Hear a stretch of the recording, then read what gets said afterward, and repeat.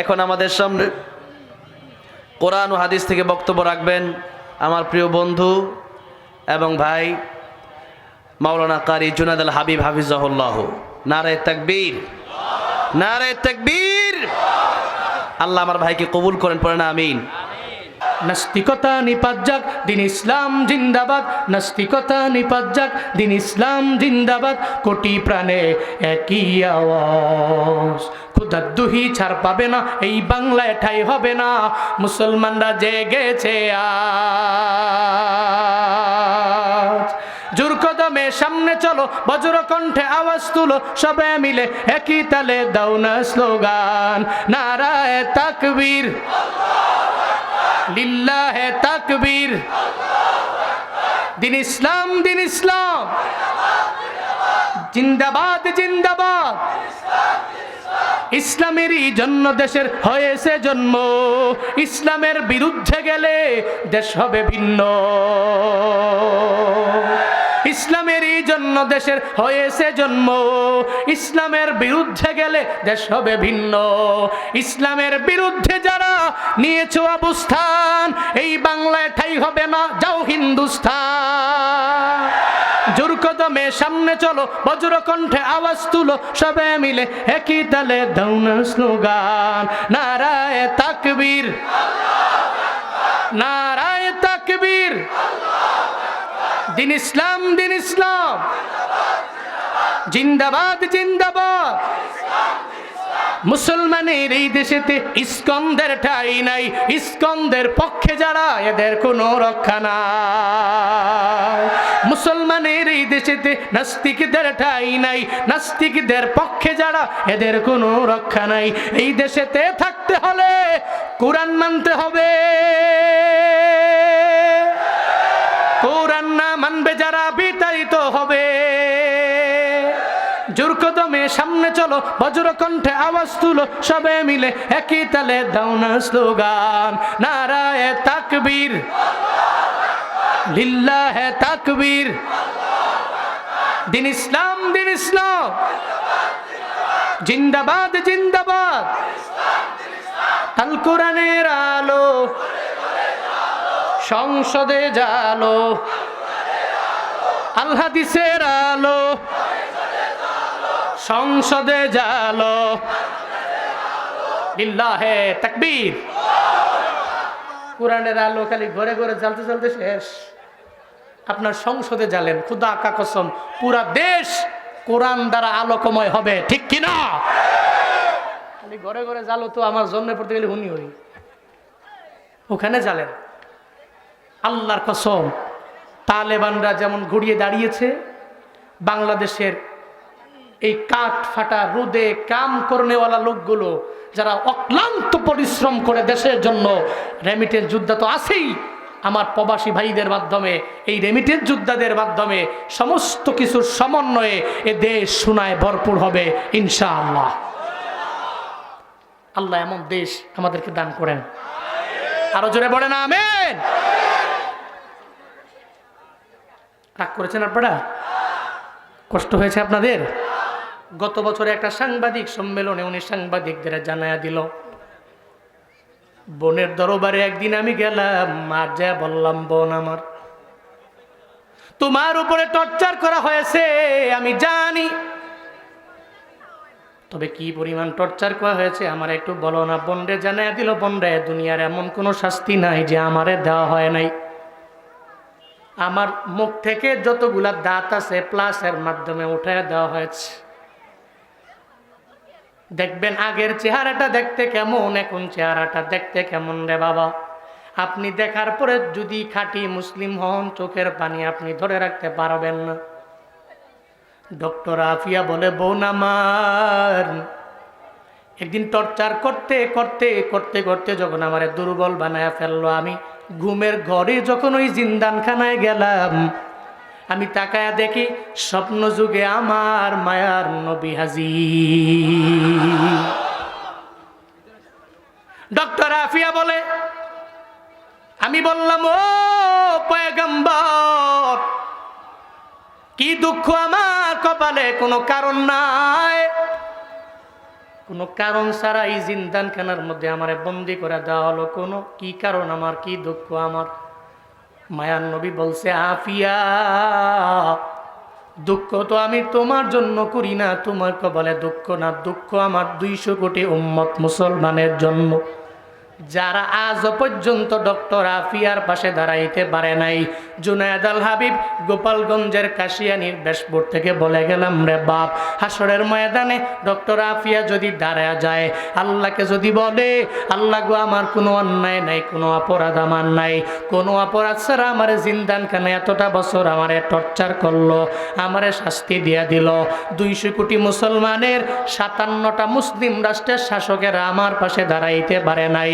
আল্লাহর কসম একবার, আল্লাহর কসম দুবার, শতবার করে বলে গেলাম, রে বাবা, ওদিন যদি বিচার দেয়, আমরা সবার জবান বন্ধ হবে, একটা জবাবও আমরা দিতে পারবো না, ঠিক কিনা? ডক্টর আফিয়া সিদ্দিকার মতো ইমানদার হইও। এমন ইমানদার হতে গেলে দেখবা, হকের কথা বললে তোমার ব্যাকগ্রাউন্ডে অনেক দুশমন দাঁড়ায় যাবে। মায়ার নবী 40 বছর পর্যন্ত ভালো, এরপরে আমার মায়ার নবী তাদের কাছে আর ভালো না। নবীজি দাওয়াত দিতে লাগলেন, আবু জাহাল, উতবা সাহেবারা আমার নবীর কথাও শুনতে রাজি না, বরং কানের মধ্যে আঙ্গুল দিয়া রাখে। নবী সাহাবায়ে কেরামদেরকে লইয়া যখন আমার মায়ার নবী হেরামের পাশে নামাজের মধ্যে দাঁড়ায় যায়, উটের নারী বুড়িগুলো পর্যন্ত আমার মায়ার নবীর উপরে চাপায়া দেয়। নবীর মনটা বড় খারাপ, চোখের পানি ফালা ফালা মায়ার নবী কান্না করে উদ্বিগ্ন হয়ে গেল। আল্লাহ কয়, জিবরাইল রে, আমার মায়ার নবী চোখের পানি ফালা কান্না করবে, মানতে পারি না। সূরা ইনশিরা নিয়ে আমার মায়ার নবীর দরবারে যাও, নবীরে গিয়া জানায়া দাও, চিন্তা করার নবীর দরকার নাই, আমি আল্লাহ যারে চাই তার বক্ষটাকে ইসলামের জন্য আমি আল্লাহ কবুল করে নেই, আমি আল্লাহ যারে চাই না তার বক্ষটা ইসলামের জন্য কবুল হবে না। আলাম নাশরাহ লাকা সাদরাকা ওয়া ওয়াদানা আনকা ওয়িজারাক আল্লাযী আনকাদা যাহরাকা ওয়া রাফা'না লাকা যিকরাক। চিল্লা পড়া যাবে আল্লাহু আকবার, আরো জোরে আল্লাহু আকবার। আল্লাহ পাক বলেন, আলাম নাশরাহ, আমি কি প্রশস্ত করে দেইনি, লাকা সাদরাক, আপনার জন্য আপনার বক্ষ আমি আল্লাহ কি প্রশস্ত করে দেইনি? কে প্রশ্ন করেন? কে প্রশ্ন করেন? কারে করেন? বুঝলেন? আল্লাহ প্রশ্ন করছেন, আমি কি আপনার জন্য আপনার বক্ষটাকে প্রশস্ত করে দেইনি? আপনি তো ব্রড মাইন্ডেড। আপনার এই সিনা থেকে, আপনার এই বক্ষ থেকে আমি ছিঁড়ে ভিতর থেকে হৃদয়টাকে বের করেছি। কেউ বলেন 2 বার, কেউ বলেন 3 বার, কেউ বলেন 4 বার, যেটাকে বলা হয় শক্কে সদর, শরহে সদর। 4 বছর বয়সে আল্লাহ নবীর কাছে পাঠিয়েছেন প্রথমে, এরপরে মেয়েরাজে নেওয়ার আগে, কোন সময়?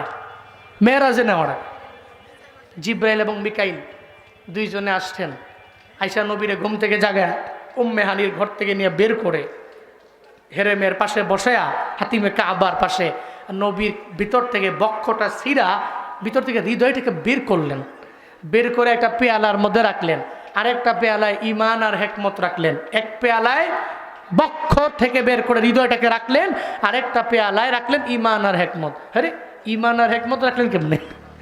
যদি মনের মধ্যে প্রশ্ন জাগে, তাহলে ইমান তো ধরা যায় না, ধরা যায়, ছোঁয়া যায়, স্পর্শ করা যায় না, হেকমত ধরা যায় না, ছোঁয়া যায় না, স্পর্শ করা যায় না, তাহলে এটা খুইলা বাটির মধ্যে রাখলেন কেমনে? গোপালগঞ্জের মানুষের মধ্যে যদি প্রশ্ন জাগে, তাহলে উত্তর হলো, আপনার জ্বর উঠে না? জ্বর উঠলে জ্বর কি দেখা যায়, ছোঁয়া যায়, ধরা যায়? ডক্টরের কাছে যাওয়ার পরে ডক্টর জানায়া দিল থার্মোমিটার লাগায়া, এই তোমার বডির মধ্যে 98 ডিগ্রি, 99 ডিগ্রি, 100 ডিগ্রি সেলসিয়াস তাপমাত্রা, এতটুকু জ্বর তোমার বডির মধ্যে আছে, তাহলে জ্বর দেখাও যায় না, শোয়াও যায় না, ধরাও যায় না। থার্মোমিটার লাগাইলে বলা যায় বডির মধ্যে কি পরিমাণে জ্বর আছে। গোপালগঞ্জের মুসলমান, ইমান ধরাও যায় না, শোয়াও যায় না, স্পর্শ করাও যায় না, হেকমত ধরাও যায় না, শোয়াও যায় না, ধরাও যায় না। তবে আল্লাহর এমন কিছু ওলি আছে রে, চেহারা দেখলেই বলতে পারে তার ইমান কতটুকু আছে, হেকমত কি পরিমাণে আছে। আউলিয়ায়ে কেরাম সারা জীবনে কোনোদিন এটাকে কেউ মাপতে পারবে না, ঠিক কিনা? আউলিয়ায়ে কেরাম সারা কেউ মাপতে পারবে না। তো বলতেছিলাম, ইমান হেকমত রাখলেন, হৃদয়টাকে রাখলেন পরিষ্কার করে, জমজমের পানি দিয়া ধুয়া নবীর ভেতর থেকে সমস্ত ময়লা রক্তপিণ্ড বের করে যে সিনা চাক করেছেন, আল্লাহ সূরা ইনশিরার 1 নম্বর আয়াতে সেটা বলেছেন, আমি কি আপনার বক্ষটাকে ইসলামের জন্য প্রশস্ত করে দেইনি? চিল্লা কি পড়া যাবে মারহাবা? আরো জোরে পড়া যাবে সুবহানাল্লাহ? আমি আপনার বক্ষটাকে প্রশস্ত করে দিয়েছি। فَمَن يُرِدِ اللَّهُ أَن يَهْدِيَهُ يَشْرَحْ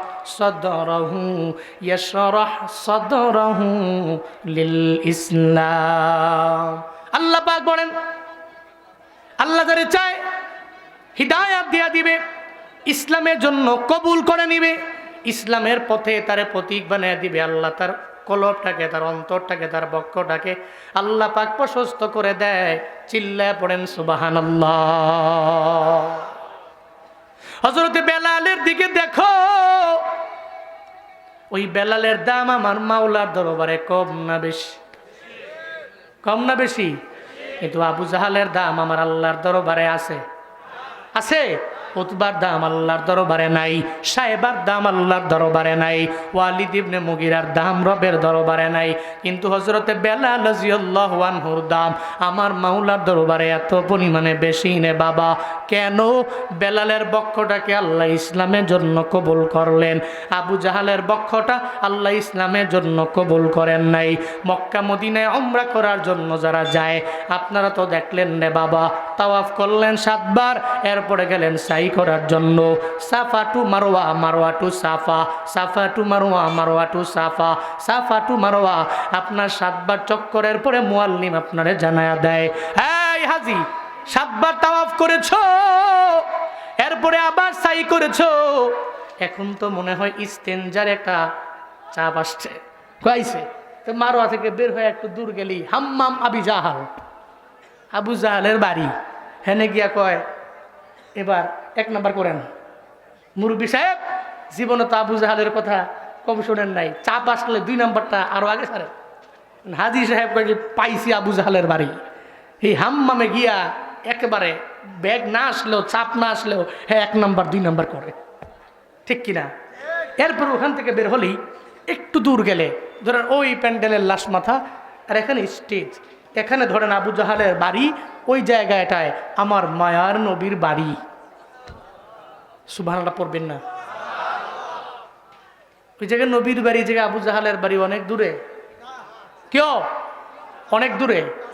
আমি ওখানে যাওয়ার পরে মনে মনে ভাবি, রে বাপ, নবীর বাড়ি আবু জাহালের বাড়ি এত পরিমাণে দূরে না, কিন্তু নবী তো দাওয়াত কম দেন নাই, আল্লাহ কবুল করে নয়, বিদায় আবু জাহালের কপালে কালেমা নাই। হযরতে বেলাল নবের দরবারে দামি হয়ে গেছে রে, এত দূর থেকে আইসা কালেমা পড়া মুসলমান হয়া আল্লাহর কাছে বড় সম্মানী হয়ে গেল। এর মানে বোঝা যায় হেদায়েত যার কপালে থাকে আল্লাহ যারে দেয় সে পায়, আল্লাহ যারে দেয় না, যার বক্ষটাকে আল্লাহ ইসলামের জন্য কবুল করে নেয় না, জীবনে কোনোদিন ও হিদায়াত নামক দৌলত পাবে না। সারা দুনিয়ার সমস্ত পীর আউলিয়া আইনা যদি পানির মধ্যে ফু দেয়, পানির মধ্যে ফু দিয়া যদি কয় পানি পান করে নাও, হেদায়েত পাবে না যদি আল্লাহ না দেয়। আর আল্লাহ যদি দেয়, কোনো পীর লাগবে না, কোনো বুজুর্গ লাগবে না, কোনো আলেম লাগবে না। আল্লাহ যদি দেয় তাইলে জুনায়েদ জামশেদের মতো হয়ে যাবে। আগে গান গাইতো, সিঙ্গার ছিল, গানের সিঙ্গার। আল্লাহ এমন কবুল করে নিয়েছেন, আল্লাহ এত পরিমাণে দামি বানায় দিয়েছে। আজ সারা বিশ্বের সমস্ত মুসলিম রাষ্ট্রের মধ্যে জুনায়েদ জামশেদের দাম আছে না নাই? ওনার নাশিদ শুনে কি শুনে না? রবের দরবারে আল্লাহ দামি বানায় নিলেন। আল্লাহ তার বক্ষটাকে ইসলামের জন্য কবুল করে নিলেন। সূরা ইনশিরার 2 এবং 3 নম্বর আয়াতে আল্লাহ নবীরে বলেন, ওয়াদানা আনকা উযরাকাল্লাযী আনকাদা যাহরাক। চিল্লায় পড়েন আল্লাহু আকবার। আরো জোরে আল্লাহু আকবার। আল্লাহ পাক বলেন, ওয়াদানা, আর আমি নামিয়ে দিলাম, আনকা নবী আপনার থেকে, উইজরক আপনার জিন্দেগীর সমস্ত বুঝা আমি আল্লাহ নামায়া দিলাম। আল্লাযী আনকাদা যাহরাক, যে বুঝা আপনার পৃষ্ঠদেশ পর্যন্ত নয়া দিয়েছিল, ওই সমস্ত বুঝা আমি আল্লাহ আপনার থেকে নামায়া দিলাম। কোন সুবহানাল্লাহ। বুঝা কি? বুঝা হলো নবীর জিন্দেগীতে কোনো গুনাহ আছে? কথা বলে না। আপনার ঘুমাইতেছে, রাগ করতেছেন, পড়েন সুবহানাল্লাহ। হইছে না? কোন আলহামদুলিল্লাহ। আরো জোরে চিল্লে আল্লাহু আকবার। নাস্তিকতা নিপাত যাক, দিন ইসলাম জিন্দাবাদ। নাস্তিকতা নিপাত যাক, দিন ইসলাম জিন্দাবাদ। কোটি প্রাণে একই আওয়াজ, খুদার দুহি ছাড় পাবে না, এই বাংলায় ঠাই হবে না। মুসলমানরা জেগেছে আজ। জোর কদমে সামনে চলো, বজ্র কণ্ঠে আওয়াজ তুলো, সবে মিলে একই তালে দাও না স্লোগান। নারায়ে তাকবীর, লিল্লাহে তাকবীর। দিন ইসলাম, দিন ইসলাম জিন্দাবাদ, জিন্দাবাদ। ইসলামেরই জন্য দেশের হয়েছে জন্ম, ইসলামের বিরুদ্ধে গেলে দেশ হবে ভিন্ন। ইসলামেরই জন্য দেশের হয়েছে জন্ম, ইসলামের বিরুদ্ধে গেলে দেশ হবে ভিন্ন। ইসলামের বিরুদ্ধে যারা নিয়েছো অবস্থান, এই বাংলায় ঠাই হবে না, যাও হিন্দুস্তান। জোর কদমে সামনে চলো, বজ্র কণ্ঠে আওয়াজ তুলো, সবে মিলে একই তালে দাও না স্লোগান। নারায়ে তাকবীর, নারায়ে তাকবীর। দিন ইসলাম, দিন ইসলাম জিন্দাবাদ, জিন্দাবাদ। মুসলমানের এই দেশেতে ইস্কনদের ঠাঁই নাই, ইস্কনদের পক্ষে যারা এদের কোনো রক্ষা নাই। মুসলমানের এই দেশেতে নাস্তিকদের ঠাঁই নাই, নাস্তিকদের পক্ষে যারা এদের কোনো রক্ষা নাই। এই দেশেতে থাকতে হলে কোরআন মানতে হবে। কোরআন না মানবে যারা বিতাড়িত হবে। জোর কদমে সামনে চলো, বজ্র কণ্ঠে আওয়াজ তুলো, সবে মিলে একই তালে দাও না স্লোগান। নারায়ে তাকবীর, লিল্লাহে তাকবীর। দিন ইসলাম, দিন ইসলাম জিন্দাবাদ, জিন্দাবাদ। আল কোরআনের আলো সংসদে জালো, আল হাদিসের আলো সংসদে জালো। লিল্লাহে তাকবীর। কোরআনের আলো খালি ঘরে ঘরে জ্বালতে জ্বালতে শেষ। আপনার সংসদে জ্বালেন, খুদা কা কসম পুরা দেশ কোরআন দ্বারা আলোকময় হবে, ঠিক কিনা? খালি ঘরে ঘরে জ্বালো তো আমার জন্মে পড়তে গেলে হুনি হই। ওখানে জ্বালেন। আল্লাহর কসম, তালেবানরা যেমন ঘুরিয়ে দাঁড়িয়েছে, বাংলাদেশের এই কাঠ ফাটা রোদে কাম করনেওয়ালা লোকগুলো যারা অক্লান্ত পরিশ্রম করে দেশের জন্য, রেমিটেন্স যোদ্ধা তো আছেই, আমার প্রবাসী ভাইদের মাধ্যমে, এই রেমিটেন্স যোদ্ধাদের মাধ্যমে সমস্ত কিছুর সমন্বয়ে এ দেশ সোনায় ভরপুর হবে ইনশাআল্লাহ। আল্লাহ এমন দেশ আমাদেরকে দান করেন। আরো জোরে বলেন আমিন। রাগ করেছেন আপনারা? কষ্ট হয়েছে আপনাদের? আল্লাহ পাক বলছেন আপনার সমস্ত বোঝা আমি নামিয়ে দিলাম। যে বোঝাসমূহ আপনার পৃষ্ঠদেশ পর্যন্ত নোয়া দিয়েছিল, এ বোঝা কি নবীর জিন্দেগিতে কোনো গুনাহ? সূরা ফাতিহার 2 নম্বর আয়াতের মধ্যে আল্লাহ জানায়া দেয়, লিয়াগফিরা লাকাল্লাহু মা তাকদ্দামা মিন যামবিক ওয়া মা তাআক্খার। পড়েন আল্লাহু আকবার। আল্লাহ কয় নবী আপনার জিন্দেগি শুরু থেকে নিয়ে শেষ পর্যন্ত সমস্ত গুনাহ তো নাই, এরপর আমি আল্লাহ মাফ করার ঘোষণা দিয়া দিলাম। যেই নবীর জিন্দেগিতে গুনাহ নাই, এরপরেও নবী তাওবা করে 100 বার। ডেলি কয়বার? আমরা গুনাহ আছে তাওবা করি কয়বার? সূরা ইনশিরাহ থেকে 2 নম্বর শিক্ষা। নবীর জিন্দেগির সমস্ত বুঝা সমস্ত গুনাহ আল্লাহ মাফ করে দিয়েছেন, নাই কোনো গুনাহ, এরপরেও ডেইলি তাওবা করে কয়বার? আমগো গুনাহ আছে তাওবা করার কথা 1000 বার, আমরা করি কয়বার?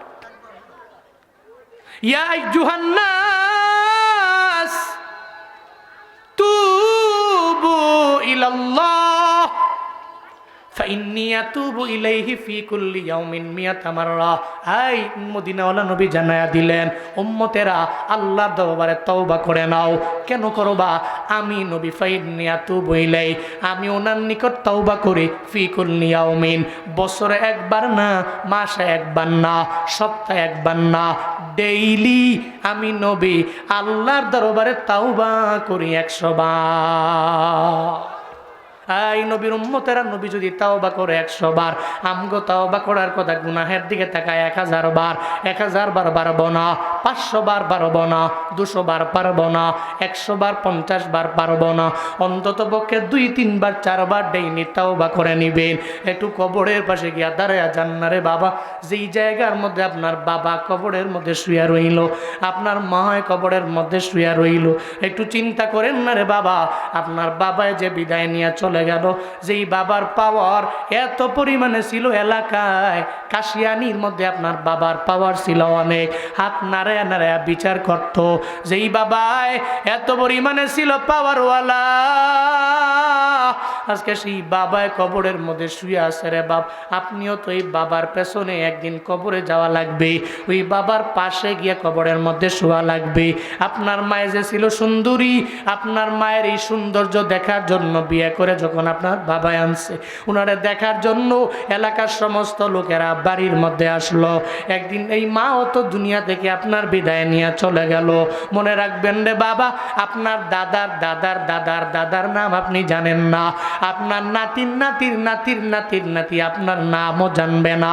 এজন্য চিন্তা করে নেন, যেই দুনিয়ার জন্য এত দূরে পাগল পারা হয়ে গেলেন, নিয়ত করে নেন অন্তত পক্ষে ডেইলি কবরের কথা তওবা ইস্তিগফার 2-3 বার করব। আল্লাহ তৌফিক দান করেন, পড়েন আমিন। 4 নম্বর আয়াতে আল্লাহ পাক বলেন, ওয়া রাফা'না লাকা যিকরাক। নবী আমি আপনার জিকির সম্মান সমস্ত কিছু আমি আল্লাহ বাড়ায়া দিলাম, আপনার জিকির আমি আল্লাহ বাড়ায়া দিলাম, আপনার সম্মান আমি আল্লাহ বাড়ায়া দিলাম, আপনার মর্যাদা আমি আল্লাহ বড় মায়া করে বাড়ায়া দিলাম। গোপালগঞ্জের মুসলমান, একটু আগে যে আমি খুতবা পড়লাম, ওই খুতবার মধ্যে আল্লাহর নামের পরে নবীর নাম আছে না নাই? আসেনি? বাইতুল মুকাররমের মুয়াজ্জিন আজান দেয়, ওই আজানের মধ্যে আল্লাহর নামের পরে নবীর নাম আছে না নাই? একামতের মধ্যে আমার আল্লাহর নামের পরে নবীর নাম আছে না নাই? তাহলে আল্লাহর যেখানে নাম, ওই জায়গায় নবীর নাম। আল্লাহ নবীর দামও বাড়ায়া দিলেন, নবীর জিকির আল্লাহ বাড়ায়া দিলেন, সম্মান আল্লাহ বাড়ায়া দিলেন। আল্লাহ পাক জানায়া দেয়, ও রাফা'না লাকা যিকরাক, আপনার জিকির আপনার সম্মান আমি আল্লাহ বুলন্দ করে দিলাম। কোন মারহাবা। সব সম্মান মর্যাদা আমি আল্লাহ বাড়ায়া দিয়েছি। শুধু তাই না, আপনার ঘাম মোবারক, আপনার জিহ্বার লালা মোবারকের দাম আমি আল্লাহ এত পরিমাণে বুলন্দ করেছি। দুনিয়ার সমস্ত মেডিসিন যদি এক পাল্লায় দাও, আর একটা পাল্লায় যদি আমার মায়ার নবীর জিহ্বা মোবারকে একটু লালা মোবারক দাও রে বাপ, দুনিয়ার সমস্ত মেডিসিনের পাল্লা হালকা হয়ে যাবে। আমার মায়ার নবীর এক ফোঁটা লালা মুবারকের দাম এবং পাল্লা ভারী হয়ে যাবে কোন মারহাবা। আল্লাহ বলেন সবকিছু আমি আল্লাহ তো আপনার জন্য বাড়াইয়া দিলাম। فإن مع العسر يسرا إن مع العسر يسرا। নবী হে, দুঃখের পরে আমি আল্লাহ আপনার জন্য সুমহান সুখ রেখে দিলাম। এটাই দুনিয়ার বাস্তবতা। আপনি সুখের সাগরে যাবেন, দুঃখের সাগরে পড়বেন না, হবে না। জুনায়েদ আল হাবিব ধৈরেই জুনায়েদ আল হাবিব না, মুফতি আব্দুল কাইয়ুমুল্লাহ আমার বাজান ধৈরেই উনি এই পর্যায়ে না। জীবনে কত কষ্ট করেছেন, কাছে কাছে থাইকা দেখছি জীবন পরিশ্রম করলেন, কিন্তু আল্লাহ এখন বড় দামি বানায়া দিল। কারিয়া বুরাইহান দইরাই কারিয়া বুরাইহান না, জুবায়ের আহমদ তাশরিফ দইরাই জুবায়ের আহমদ তাশরিফ না। দেখবেন ব্যাকগ্রাউন্ডে দুঃখের অভাব নাই রে বাবা। এই দুঃখের সাগর পাড়ি দিয়ে দিয়ে কষ্ট করে করে আল্লাহ একটা সময় সুখের সাগরে বান্দারে নিয়ে যায়। কাটাহেরি ক্ষান্ত কেন কমল তুলিতে, দুঃখ বিনা সুখ লাভ হয় কি মহিতে। পদ্ম ফুল আনবা কাটার দা খাবে না, হবে না। সুখের সাগরে যাইবারে গোপালগঞ্জের মানুষ দুঃখ আর কষ্ট আর ক্লেশ পাড়ি দিতে হবে না, বিষয়টা এমন না। আগে দুঃখের সাগর পাড়ি দেও, এরপরে ধৈর্য আর ইমান নিয়ে যদি অগ্রগামী হয়ে যাইতে পারো, একটা সময় দেখবা সুখের সাগরে তুমি হাবুডুবু খাও। কারণ কষ্টের পরে সুখ আল্লাহ দিবেন, এই ব্যাপারে প্রতিশ্রুতি আল্লাহ দিয়েছেন, ঠিক কিনা? ইন্নামাল উসরি উসরান, ইন্নামাল উসরি উসরা। নিশ্চয়ই কষ্টের পরে কি আছে? কি আছে? সুমহান সুখ আছে। এই জন্য ডিপ্রেশন নাই, হতাশা নাই।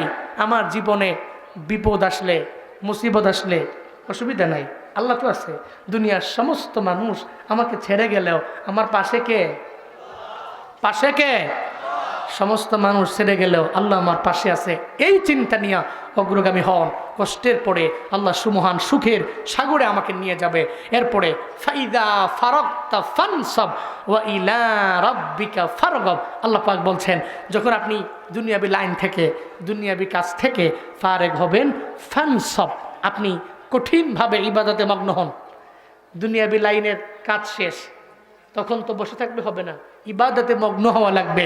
এক কথায় ওয়া ইলা রাব্বিকা ফারগাব, আপনার রবের দিকে আপনি ঝুঁকে পড়েন, আপনার রবের দিকে আপনি মনোনিবেশ করেন।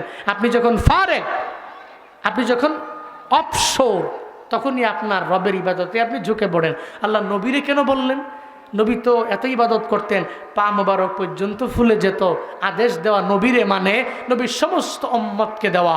সমস্ত নবীর উম্মতেরা ফারেগ হয়ে গেলে ইবাদত করবে কার? কার? আর ইবাদত করার মুখ্যম সময়টা কোন কাল? নাবালেগ, বুড়া। বুড়া তো আছে ঠিক মতো অজু বানাইতে ঠিক মতো পারে না, যাই বানায় হাত মুখ ধোয়ার পরে হোম মিনিস্টারকে বলে অজু ছুটতে গেছে গা, পানিও শেষ, আবার দাও। পরে আবার অজু করে, এরপরে মুখটা ধুয়ে হাত পর্যন্ত গেছে, আবার কয় অজু ছুটে গেছে গা, আবার পানি দাও। ঠান্ডা পানি না, তাও গরম পানি। বাপ, আমি আপনারে বলি, এই যে বুড়া হয়ে গেলেন, চাইলে আপনি জুয়ানকালের মতো ইবাদত করা ইম্পসিবল, কিন্তু জুয়ানকালে ইবাদত করা আপনার জন্য সহজ। এটা আপনি চাইলেই করতে পারেন। আপনি যে ফারেগ হয়ে গেলে ইবাদত করবেন, আপনার ইবাদতটা কোন সময় হবে শিখলাম আজকে। আমার যৌবনকাল ইবাদত করার মুখ্যম সময়।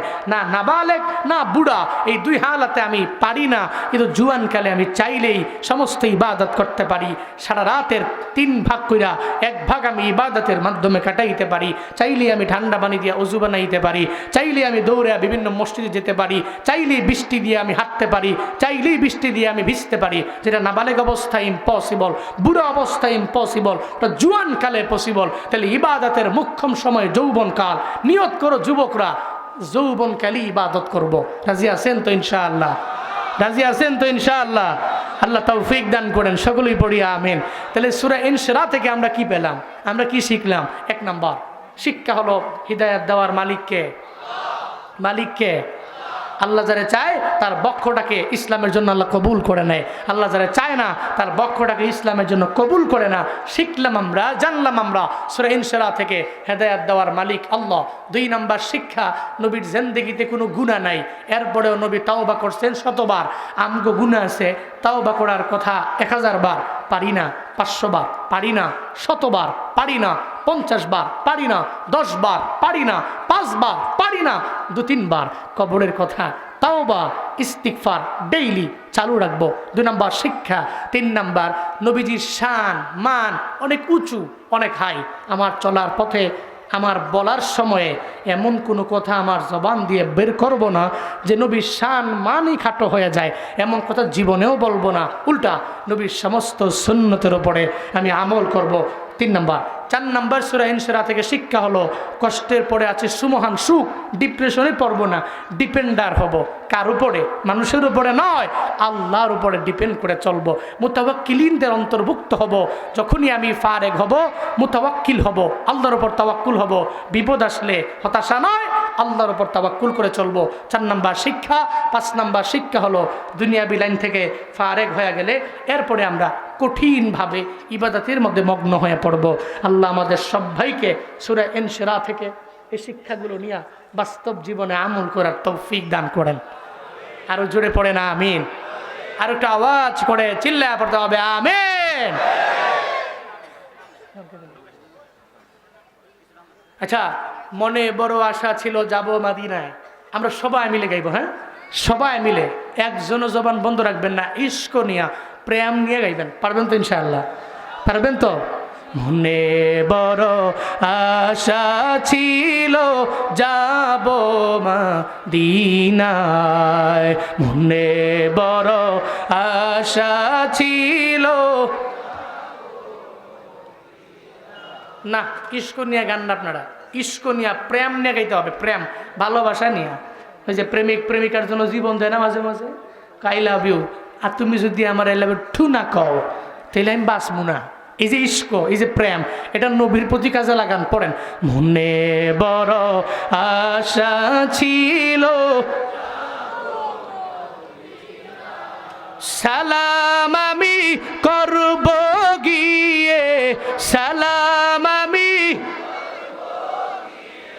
নবীর রওজা,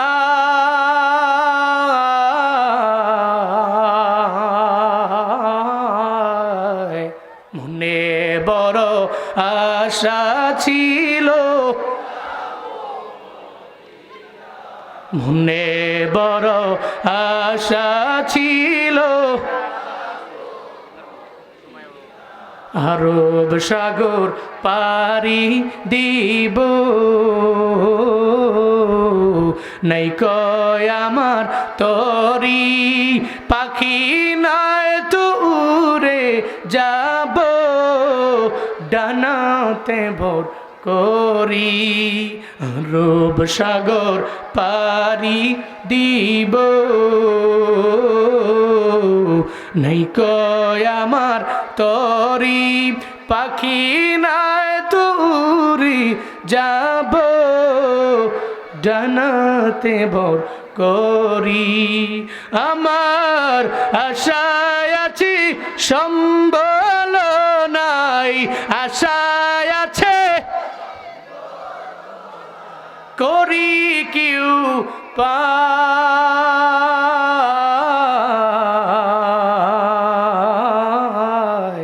মনে বড় আশা ছিল,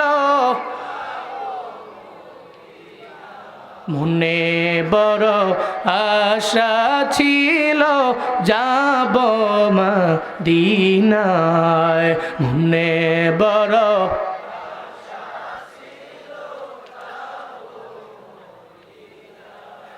কৌশল কইরা লইয়া যাইও, কৌশল কইরা লইয়া যাইও, কৌশল কইরা লইয়া যাইও, সোনার মদিনা